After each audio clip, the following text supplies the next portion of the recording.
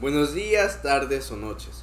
En representación del subgrupo número 7 voy a presentarles cortes histológicos de diferentes glándulas, tanto exócrinas como endócrinas.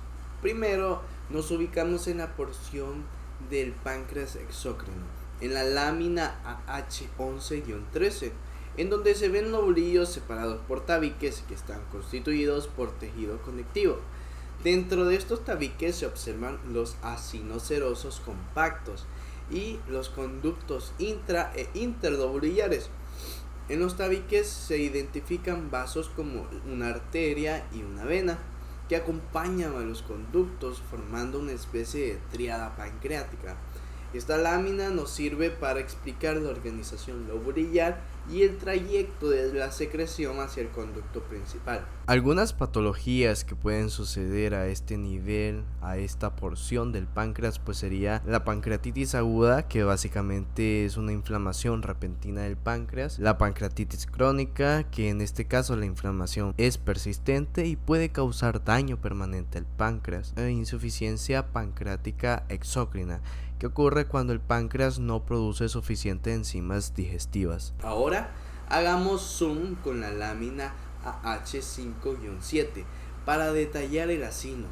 A simple vista se pueden observar las células piramidales acinares con base basófila y ápice eosinófilo, además conteniendo gránulos de zimógeno. En el centro aparece la célula centroacinar, que marca el inicio del conducto intercalar constituido por epitelio plano a cúbico bajo. Aquí remarco dos puntos claves, que sería la polaridad de la célula acinar y el inicio intraluminal del sistema de conductos en el páncreas. Ahora pasemos a hablar de la lámina A o H11-14, en el que se observa el lobulillo hepático clásico a pequeño aumento, además de ver la vena central y espacios porta en la periferia. Los cordones de hepatocitos irradian hacia la vena central y entre ellos recorren sinusoides. Con la lámina AH11-15 nos acercamos al espacio porta en sí, en el que se distingue la vena porta y la arteria hepática, ambas revestidas por endotelio, que se distinguen por ser la primera con una luz amplia, o sea que hay un espacio, y la otra más pequeña, o sea que la luz o el espacio es más pequeño. Pasamos luego al conductillo biliar, formado por epitelio cúbico simple y un vaso linfático revestido también por endotelio. Ahora con AH2-7 se enfocan los hepatocitos con su núcleo y el citoplasma, además de las células de Kupffer, que pues ya sabemos que las células de Kupffer cumplen la función del sistema inmunológico, ¿no?, en el hígado. Dentro de las funciones del hepatocito son la síntesis proteica y el metabolismo y la producción de la bilis también. Cierro hablando de la micrografía electrónica de AH11-16, donde se muestran las microvellosidades del hepatocito hacia el espacio de Tice, donde es bajo endotelio discontinuo del sinusoide, remarcando que hay presencia de orgánulos abundantes con mitocondrias y retículos endoplasmáticos rugosos, además de gránulos de glucógeno. Ahora aquí vamos a ver en la siguiente lámina un corte histológico de la vesícula biliar. En la lámina AH11-18, formado por epitelio cilíndrico simple, que se logra observar la lámina propia seguido de una capa muscular externa con fibras de colágeno y elásticas, y vemos la luz de la vesícula que sirve para almacenar la bilis. Vámonos con AH16-1, que es un corte sagital de la hipófisis a pequeño aumento, en donde se identifica la adenohipófisis con su pars distalis, tuberalis intermedia, y la neurohipófisis con el pars nervosa y tallo infundibular.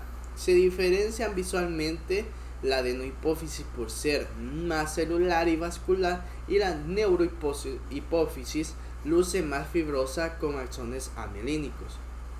Aumentando la magnificación sobre la adenohipófisis, en la lámina AH16-2 nos revela la pars distalis, una porción más activa.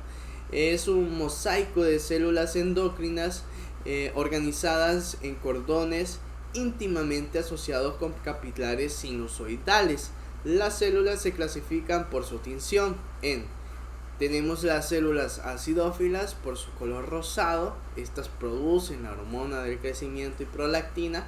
Luego las células basófilas teñidas de morado, que secretan las hormonas tróficas, con las células tirótrofas, gonadotróficas y corticotróficas. También se pueden observar las células cromófobas, que serían como estas células que se ven en la imagen como transparentes.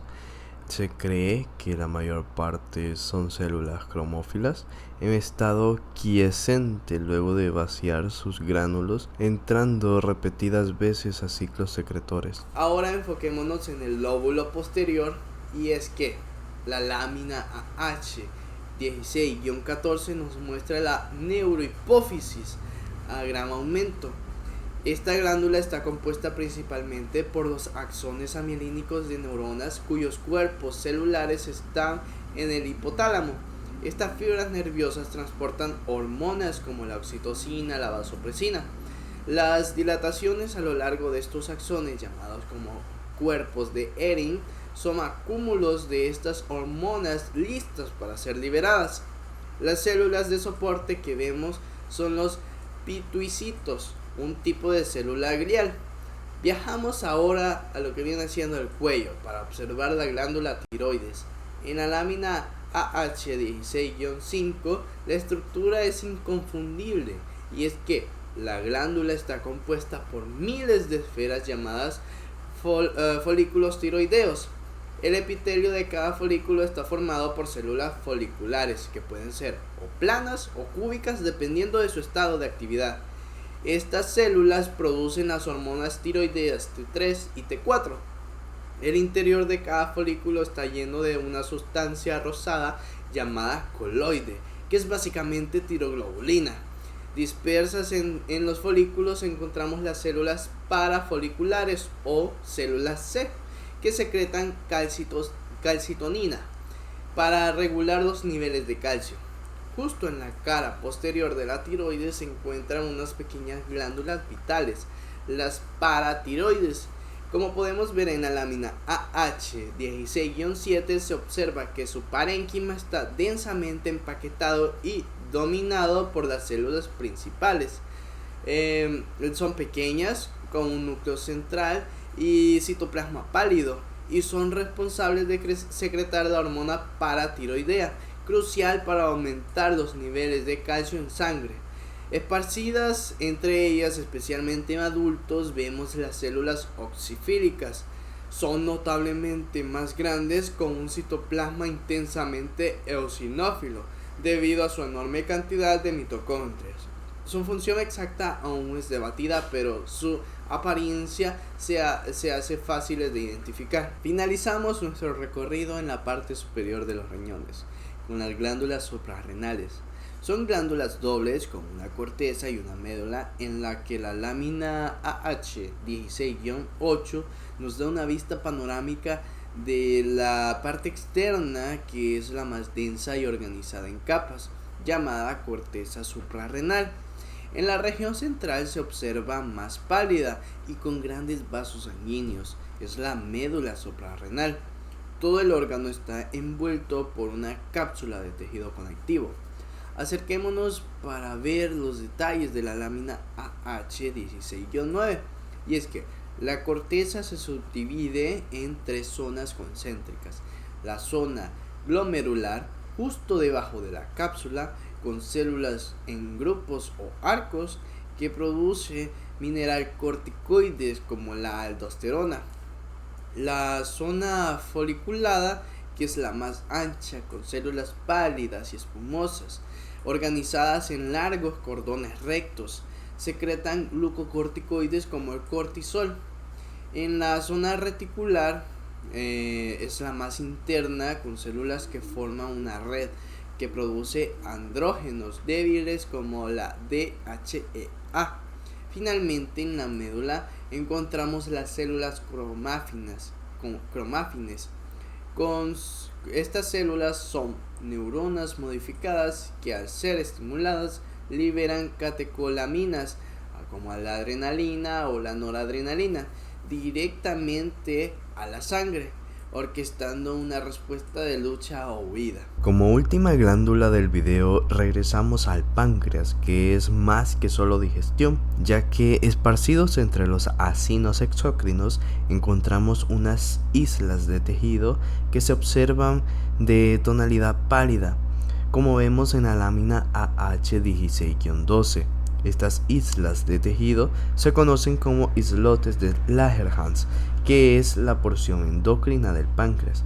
A diferencia de los acinos, que liberan sus productos a los conductos, estas células liberan hormonas directamente a la densa red de capilares que los rodea. Dentro de cada islote coexisten varios tipos celulares. Por ejemplo, las células beta, que generalmente están en el centro, secretan insulina para disminuir la glucosa en sangre. Luego podemos observar las células alfa, que están generalmente en la periferia, que estas secretan glucagón, que tienen el efecto contrario, o sea que aumentan la glucosa sanguínea. Y luego, por último, las células delta, que secretan somatostatina, una hormona reguladora que inhibe la secreción tanto de insulina como de glucagón, afinando el control metabólico. Estas hormonas son cruciales para el equilibrio energético del cuerpo. Muchas gracias, eso ha sido todo.